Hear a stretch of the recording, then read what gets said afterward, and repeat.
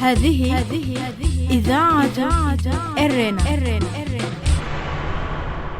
مستمعاتنا ومستمعينا الأفاضل، متابعي إذاعة أرنا حيثما كنتم وحيثما يصلكم بثنا، أهلا ومرحبا بكم في مستهل البرنامج العربي لهذا اليوم الأربعاء 30 من يناير. نستهل برنامجنا معكم بنشرة للأخبار، ثم يقدم لكم الزميل أحمد شريف حلقة جديدة من برنامج متابعات، وهي تحت عنوان كونفوشيوس في أسمرة. فأهلا وسهلا بكم. وكما عودناكم مستمعي ومستمعاتي الأفاضل، نستهل برنامجنا معكم بنشرة للأخبار فيما يلي أبرز عناوينها. السلطات الإريترية تمنع التجار من العبور إلى إثيوبيا. الرئيس السوداني عمر البشير يقول أن بلاده مستهدفة. وأخيرا، الاتحاد الأفريقي لكرة القدم يحدد موعد بطولة أفريقيا. المستمعين والمستمعات الأفاضل، كانت هذه عناوين النشرة، وإليكم تفاصيلها من إذاعة أرنا. هذه إذاعة إرنا. تقول مصادر إذاعة أرنا بأن السلطات الإريترية تمنع التجار الإريتريين من دخول إثيوبيا عبر معبر أم حجر الحمراء في جنوب غرب البلاد. وقالت المصادر بأن التجار الإثيوبيين بالمقابل يستطيعون إدخال كل البضائع التي بحوزتهم، مثل الفحم والبيرة والحبوب بكافة أنواعها ومواد البناء والبن، بدون أي عوائق. بينما قامت السلطات نقطتي تفتيش على طريق تسني أم حجر، وفيها يتم منع أي تاجر من المرور بدون الحصول على تصريح مسبق. وأكدت المصادر أيضا بأن مجموعة من التجار الإريتريين تكدسوا في 22 من الشهر الجاري في نقطة أم حجر بغرض الحصول على تصريح دخول الحمراء. وكانت السلطات الإريترية قد أغلقت معبر زالمبسا سرحة وراما كساد عقا في سبتمبر الماضي دون إبداء أي أسباب للإجراء. من جانبها، دعت الحكومة الإثيوبية إلى تقنين حركة الأفراد والبضائع بين البلدين دون وضع عوائق أمام حركة مواطنيها تجاه إريتريا. قال الرئيس السوداني عمر البشير، والذي تشهد بلاده منذ أكثر من شهر احتجاجات وصدامات بين الأمن ومتظاهرين أسفرت عن سقوط 50 قتيلا، أن هناك منظمات سالبة تعمل حاليا على زعزعة الأمن في المنطقة. جاء ذلك التصريح في زيارته الأخيرة للقاهرة. وتهز احتجاجات دامية السودان منذ 19 من ديسمبر الماضي عقب قرار الحكومة رفع سعر الخبز 3 أضعاف. وقد سقط خلال هذه المظاهرات في كافة أنحاء السودان ما يزيد عن 50 قتيلا حتى الآن، وذلك برصاص قوات الأمن والميليشيات الحكومية. وتابع الرئيس السوداني القول أن هناك محاولة لاستنساخ الربيع العربي في السودان بنفس المواقف والشعارات، ولكن الشعب السوداني واع وسيفوت الفرصة على كل من يحاول زعزعة الاستقرار. الجدير بالذكر بأن الثورة الشعبية في السودان تجاوزت المطالب المعيشية إلى مطلب التغيير الجذري للنظام في الخرطوم.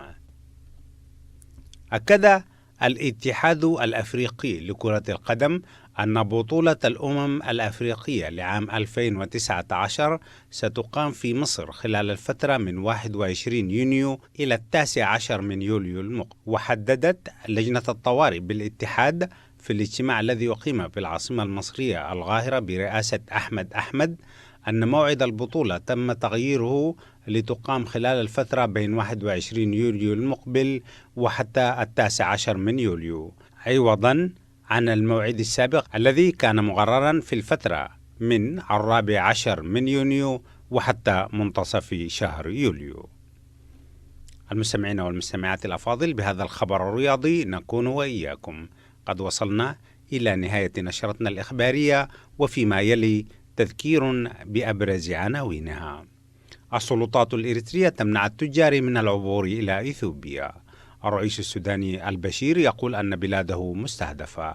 أخيرا، الاتحاد الأفريقي لكرة القدم يحدد موعد بطولة أفريقيا. المستمعين والمستمعات الأفاضل، فيما مضى استمعتم إلى نشرة الأخبار قدمناها لكم من إذاعة أرنا. متابعة طيبة أتمناها لكم مع ما تبقى من فقرات برنامجنا.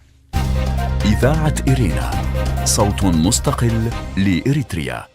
مستمعينا الأعزاء، السلام عليكم ورحمة الله.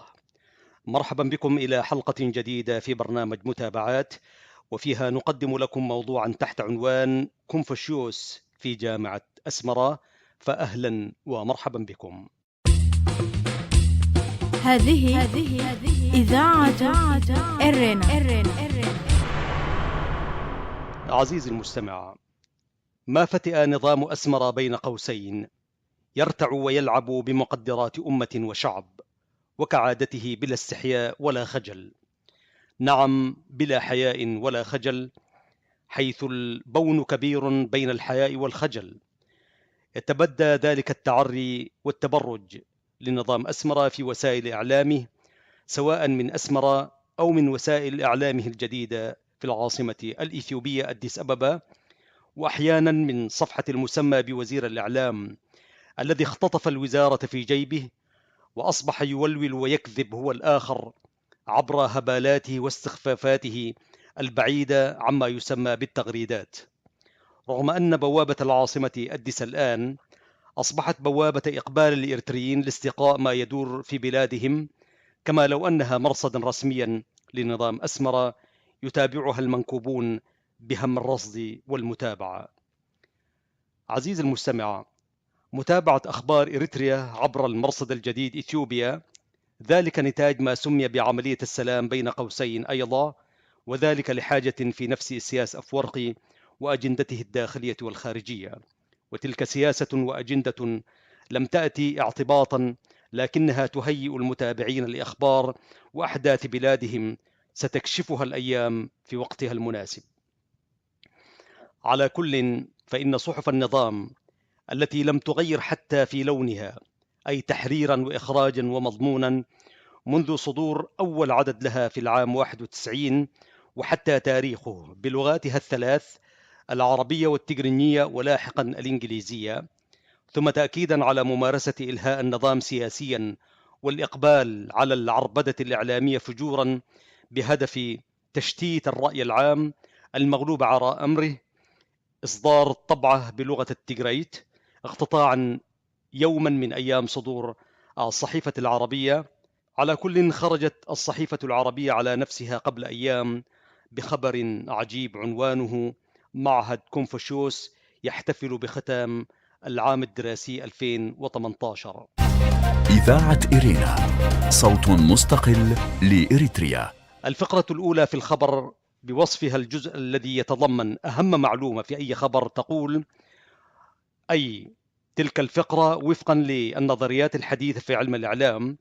الفقرة الأولى تقول: احتفل معهد كونفوشيوس التابع للتعليم العالي والبحث العلمي بجامعة أسمرة صباح الأحد 23 من ديسمبر الماضي بمناسبة اختتام العام الدراسي 2018 إلى آخر ما ورد من مبكيات الخبر. وأضافت المعلومة تقول أن مديرة المعهد السيدة ليو لينان أعربت عن شكرها العميق للدعم الذي قدمه قسم التعليم العالي والبحث العلمي التابع لجامعة أسمرة إلى آخر ما جاء في الخبر من تلفيق وبلاهة. المضحك المبكي عزيز المستمع في الخبر ليس في الرؤية التحريرية أو النشر، ولكن في التسطيح الإعلامي الذي يمارسه النظام دون الشعور بأدنى مستوى من الحرج الإعلامي أو السياسي وحتى الأخلاقي.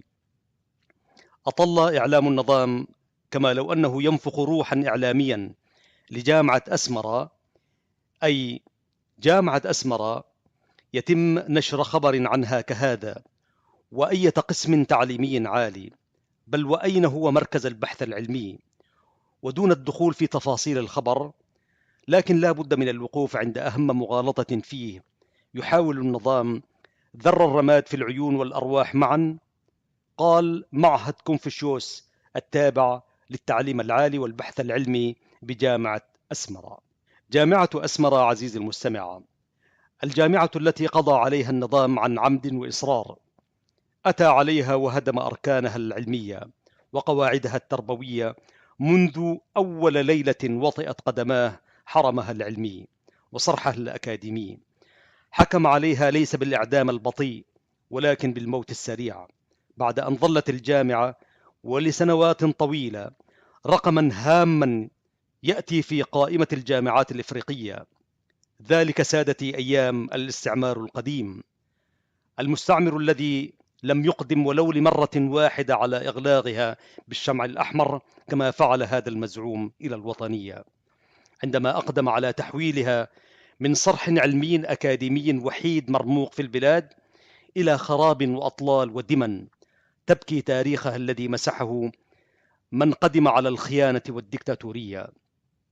جامعة أسمرة تندب حظها اليوم حسرة وكلمة لعدم قدرتها في أن تكون منارا وصرحا يتخرج من قاعاتها العلماء والقادة والخبراء والسياسيون والفلاسفة والأطباء والأدباء وقادة الرأي والفكر. سؤال قد لا يكون عزيز المستمع جديدا طرحه عليك والمستمعات الفضليات: لماذا استهدف النظام الجامعة كغيرها من مؤسسات التعليم العالي؟ أو فلنقل: لماذا استهدف العلم وأهله منذ الوهلة الأولى التي تسلم فيها زمام قيادة القافلة التي أطاعته سرا وجهرا؟ أو لماذا تعمد إتيان الممنوع وطنيا والمنبوذ أخلاقيا والمرفوض سياسيا؟ نترك الإجابة إلى رأي المستمع الكريم، ولكن قد لا نكون مخالفين ومجافين للحقيقة إذا ما قلنا بأن النظام أقدم على هذا وذاك لقتل العقل والمستقبل في آن واحد. درج على ذلك رأس النظام وتاريخه الأسود حافل بكل ما هو أبشع وأفظع من ذلك في الحقل التربوي والعلمي. عربد الرجل على ضلالته وشب على ذلك أي العصيان الوطني حتى شاب عليه، وأصبح الآمر بالسوء والناهي عن كل شيء، يشير إلى الأخلاق والنبل والشهامة والمروءة. هذه إذاعة إرنا. عزيزي المستمع، وبالعودة إلى السؤال: لماذا استهدف النظام العقل وأهله من العلماء والتربويين وفرض التهجير والتهميش على هيئة تدريسها وأساتذتها؟ لأنه ببساطة يعلم أنها تمثل تهديدا لسياساته الغير الراشدة، ولعلمه أيضا أنها وقفت بالمرصاد لكل السياسات الاستعمارية التي سبقته من قبل، باعتبارها أي الجامعة مشعلا للحرية ومنارة للاستقلال وشعلة للعلم والفكر والمعرفة والانعتاق من التبعية والركون. هكذا هي الجامعات في كل بلاد الدنيا. النظام في إريتريا، ونقول نظاما احتراما لمهنيتنا الإعلامية ليس إلا، فمنذ 1991 وحتى تاريخه أفرغ النظام الجامعة من كل قيمها العلمية والمعرفية، بعد أن كانت في السابق كما قلنا مصدر فخر لكل من يمر بطريق الجامعة، فضلا عن الذين ينتسبون إليها ويدرسون في قاعاتها. الناس سادتي كانت تشير ببنانها إلى ذلك المبنى العتيق جامعة أسمرة وهي تمر على الطريق الرئيسي، ولكن مع تقادم الزمن وممارسة كل ما ليس له علاقة بالعلم وأهله، فقدت الجامعة الوحيدة مكانتها العلمية والأكاديمية في المجتمع، حتى تحولت ذات مرة إلى مخازن للغلال، وأحيانا معسكرا لميليشيات القوى المعارضة، سواء للحكومة الإثيوبية أو الحكومة السودانية أيام العداء الصوري المفتعل مع الأولى أو الممارسات المتأرجحة مع الأخرى. كما يشهد التاريخ عزيز المستمع بأن النظام أحال الجامعة إلى مكان في سنوات سابقة إلى سجن يزج فيه معارض الرأي من الأحرار، وفي أفضل الظروف تم تحويلها إلى قسم في حفر تواريخ شخوص لا أصل لها ولا فصل في أضابير الاستحقاقات الوطنية مثل بوشكين وأخيرا كونفوشيوس. ويا ترى ماذا سيكون في المستقبل؟ ربما يكون البحث عن فرعون وهامان وغيره على حد زعم الآمر، أي زعم الآمر بنهيه وحاشيته، إلى آخر السيناريوهات الهادفة إلى طمس تاريخ الجامعة العريقة في عقول الناشئة، وذلك تأكيدا على منهجه في تجريف منابع الفكر والعقل بوصفها الجامعة الوحيدة في البلاد.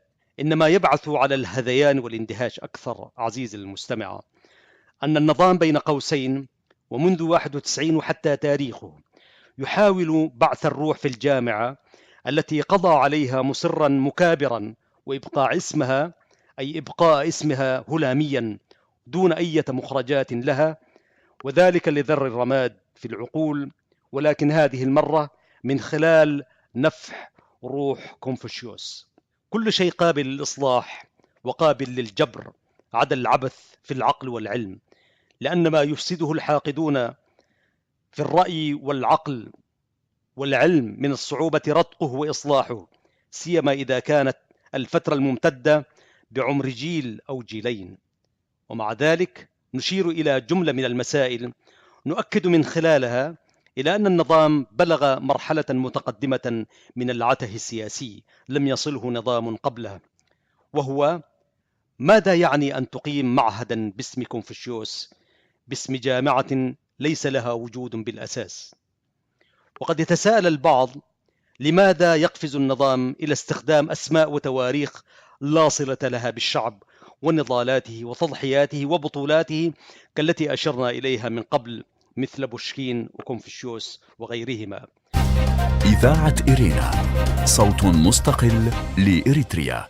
والبلاد مع الأسف، البلاد عزيزي المستمع، النظام يقدم على الترويج لتلك الأسماء رغم أن البلاد زاخرة بأسماء وبطولات قمين بها أن تخلد في عقول الناشئة ويخلد أصحابها وتكون لهم زادا وذخرا للمستقبل إلى غيرها من القيم النبيلة الفاضلة.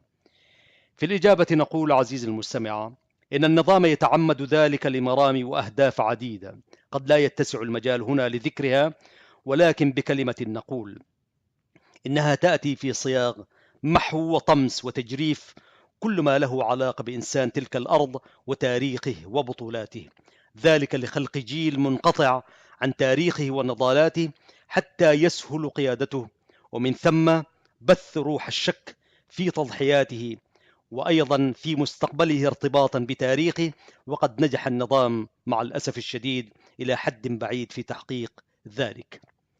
ويأتي الرد منطقيا لهذيان النظام ومحاولاته زعزعة الروح الوطنية في الأجيال، علما بأن النظام يعرف من هو كونفوشيوس وما هي رسالته في الحياة وما هي المبادئ التي قامت عليها فلسفته، يعلمها جيدا.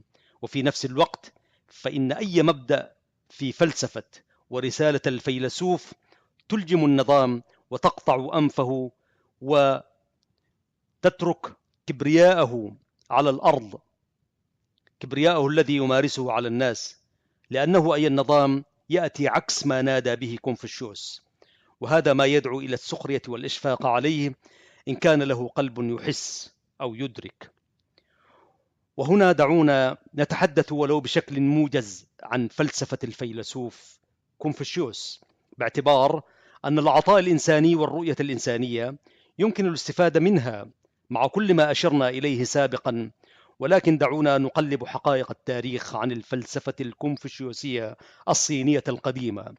فإن المعلومات تشير إلى أن كونفوشيوس هو أول فيلسوف صيني فلح في إقامة مذهب يتضمن كل التقاليد الصينية عن السلوك الاجتماعي والأخلاقي القويم. فلسفته قائمة على القيم الأخلاقية للشخص، وعلى أن تكون هناك حكومة تخدم الشعب تطبيقا لمثل أخلاقي أعلى. ولقد كانت تعاليمه وفلسفته أي كونفوشيوس ذات تأثير عميق في الفكر والحياة الصينية والكورية واليابانية والتايوانية والفيتنامية. فلو تحدثنا عزيزي المستمع عن تلك الفقرة الأخيرة عن فلسفة كونفوشيوس، نتساءل فنقول: هل وصل المجتمع الإريتري إلى حاجته الماسة للتقاليد الصينية القديمة في السلوك والأخلاق؟ بمعنى، هل استنفذ كل قيمه الاجتماعية والسلوكية التي أوصلته إلى مرحلة نقول عنها بثقة تحرير الأرض من المستعمر الأجنبي القديم، وباعتبار أن فلسفة كونفوشيوس تقوم على السلوك الاجتماعي والأخلاقي القائم على القيم الأخلاقية للشخص، في نفس الوقت على ماذا تقوم أي قيم أخلاقية لأي فرد كان؟ ألا يمثل أن كبرى مقومات أي قيم ألا يمثل العلم والمعرفة؟ بمعنى العلم والمعرفة هي المرتكزات الأساسية لأي مقوم أخلاقي حتى للفرد. الاهتمام بمراكز التنوير والتربية ألم تكن واحدة من تقويم القيم وجعلها واقعا معاشا بين الناس؟ فكيف تقضي كنظام على منابع العلم ودورها واحدة بعد الأخرى ثم ترفع شعارات مثل الشعارات الكونفوشيوسية التي تدينك كنظام بكل حروف الإدانة؟ إن فلسفة كونفوشيوس بحد ذاتها تدعو إلى ضرورة وجود حكومة تخدم الشعب تطبيقا لمثل أخلاقي أعلى.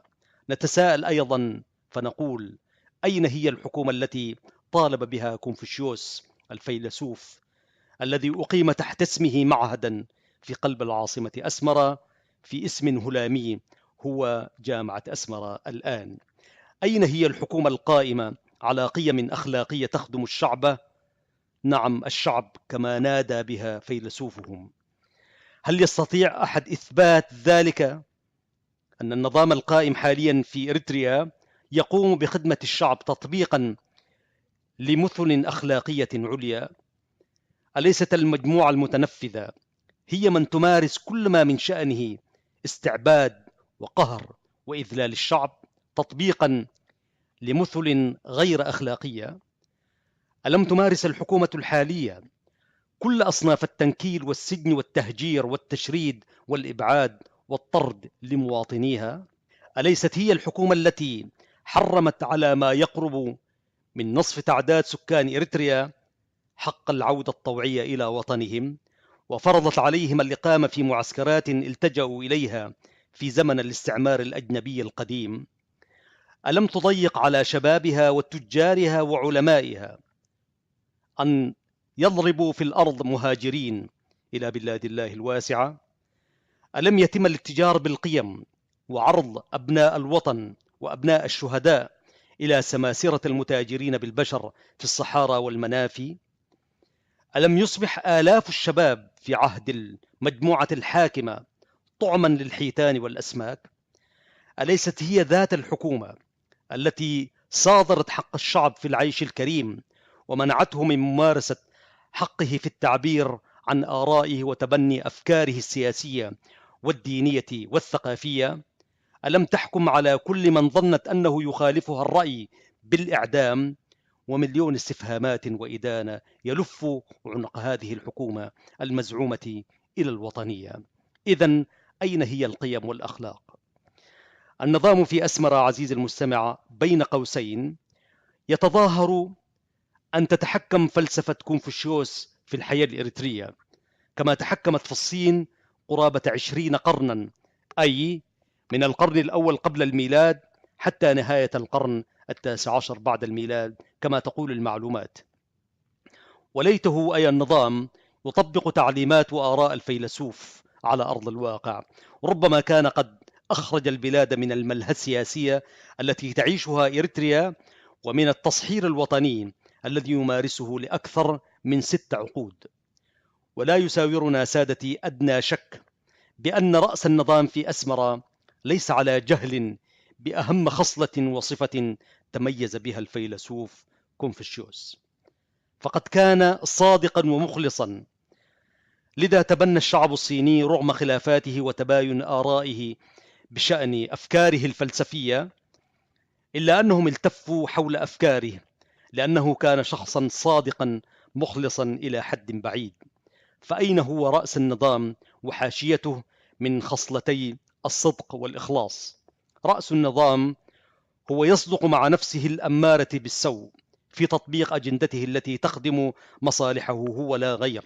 غير هذا لم يشهد التاريخ الإريتري أن أخلص الرجل سياس لشعبه ولو لمرة واحدة أو صدق معهم في كبيرة ولا صغيرة. هو صادق في تنفيذ أجندته كما قلنا. أحلامه غير أحلام الشعب، صرفا كانت أو عدلا. مارس الرجل الكذب على الناس، ومارس عدم الإخلاص حتى للمبادئ التي يرددها صباح مساء، سواء في تصريحاته أو اجتماعاته أو في جميع أساليب حكمه. عرف عن كونفوشيوس عزيز المستمع أنه كان شخصا معتدلا في آرائه، وهذا يتفق تماما مع المزاج الصيني، بل هذا هو السبب الأكبر في انتشار فلسفته في الصين وغيرها من البلدان التي أشرنا إليها قبل قليل. وبذلك كان قريبا منهم، فلم يطلب إليهم أن يغيروا حياتهم أو يطوروها كما يفعل الحاكم بأمره في أسمرة، وإنما أكد لهم أي كونفوشيوس كل ما يؤمنون به، فوجدوا أنفسهم في تعاليمه. لذلك ظلت فلسفة كونفوشيوس صينية بحتة لا غير.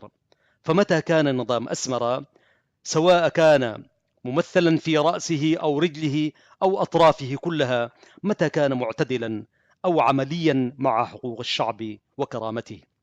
الحاكم بغوايته إسياس يمكن أن تلصق به أي صفة من صفات الخيانة والكذب والجبن، ومن هنا فإن صفة الاعتدال لا يعرفها إسياس أبدا، أي قاموسه السياسي ولا منهجه الأخلاقي على الإطلاق، بل على العكس، الرجل متطرف حد الجنون، لا يألو جهدا في صب نار عدوانيته لمجرد اختلاف بسيط معه في أمور عادية لا تقبل العداء المستميت والمستمر. الرجل إسياس جبل على التطرف في كل شيء، حتى في عداواته وشيطنته متطرف حد الغواية والضلالة. فأين هو من تعاليم سيده وأستاذه وفيلسوفه كونفوشيوس؟ حتى في هذه أيضا يمارس الكذب والتطرف المقيت. هذه إذاعة إرنا. عزيزي المستمع، في ختام هذه الحلقة من برنامج متابعات الذي خصصناه لمتابعة الخبر الذي نشره نظام أسمرة في صدر صفحته العربية بتاريخ 23 من ديسمبر الماضي، حول احتفال معهد كونفوشيوس التابع لجامعة أسمرة باختتام العام الدراسي 2018، نهدي هيئة تدريس المعهد المنسوبة إلى جامعة أسمرة زورا وتلفيقا، ورأس النظام في مكتبه وإلى حاشيته في الأزقة والظل، نقول إن مخطط الفيلسوف الصيني كونفوشيوس كان مخططا إنسانيا كبيرا، كما كان طموحا. تناول في فلسفته الأخلاق والواجبات العائلية والإصلاح الاجتماعي والعلاقات الشخصية الفردية، وإيجاد دولة وحكومة تخدم الشعب، إلى غير ذلك من القيم والممارسات الإنسانية النبيلة. وليسأل النظام وأعوانه أين هم من تلك القيم والأخلاق الصينية الفاضلة؟ بل أين هم من أمانة الثورة التي يتاجرون باسمها؟ وأين هم من مبادئ النضال الذي يسترزقون منه؟ وأين هم من وصايا الشهداء الذين خانوهم جهارا نهارا؟ وأين هم من تطلعات المواطنين في الحياة الحرة الكريمة العادلة قبل هذا وذاك؟ إن من يديرون المعهد من الصينيين وطلابه من الإريتريين الذين زج بهم على أنقاض الجامعة العريقة يضحكون على نظام أسمرة وعصبته صباح مساء، بل ويستخفون عقولهم قبل الآخرين. وسيأتي اليوم الذي يقال فيه بأن هذه الجامعة، أي جامعة أسمرة، شهدت في أزمنتها الغابرة كوميديا سوداء مشهورة عنوانها معهد كونفوشيوس التابعة للمعهد العالي والبحث العلمي بجامعة أسمرة بكل فصولها الميليودرامية. إذاعة إرينا، صوت مستقل لإريتريا. كنتم سيداتي سادتي مع حلقة في برنامج متابعات، وفيها تابعتم موضوعا تحت عنوان كونفوشيوس في جامعة أسمرة، والحديث عن الحفل الذي أقيم قبل أيام باختتام عامه الدراسي. كانت تلك واحدة من العجب العجاب في نظام أسمرة. كان معكم في الإعداد والتقديم محدثكم أحمد شريف، وتقبلوا تحايا زملائي في إذاعة إرنا الدولية الزميل فتحي عثمان وبنيام سمعون. تحياتنا لكم جميعا وإلى اللقاء. هذه إذاعة إرنا. المستمعين والمستمعات الأفاضل، وقبل ختام برنامجنا لهذا اليوم أعيد تذكيركم بأهم ما ورد في نشرتنا الإخبارية لهذا اليوم. السلطات الإريترية تمنع التجار من العبور إلى إثيوبيا. تقول مصادر إذاعة إرنا بأن السلطات الإريترية قفلت معبر حجر الحمرة ومنعت التجار الإريتريين من الدخول، بينما تسمح للتجار الإثيوبيين بدخول البلاد بدون أي عوائق. الرئيس عمر البشير يقول أن بلاده مستهدفة. قال الرئيس السوداني عمر البشير في زيارته الأخيرة للقاهرة أن هناك جهات سالبة تحاول استنساخ الربيع العربي في السودان، وقال أن الشعب السوداني واع وسيفوت الفرصة على كل من يحاول زعزعة الاستقرار. وأخيرا، الاتحاد الأفريقي لكرة القدم يحدد موعد بطولة أفريقيا لعام 2019 من 21 من يونيو إلى 19 من يوليو المقبل. وختاما مستمعي ومستمعاتي الأفاضل، أذكر مستمعينا ومستمعاتنا الأفاضل دوما بأنهم يمكنهم الكتابة إلينا والتواصل معنا على البريد الإلكتروني arabicirena@gmail.com. وحتى نلتقي بكم في حلقة جديدة من برنامج متابعات والبرامج الأخرى لإذاعة إرنا، لكم من زميلي أحمد شريف ومني محدثكم فتحي عثمان ومن زملائي في الإذاعة أطيب التحايا، ودمتم في رعاية الله وحفظه. هذه إذاعة إرنا.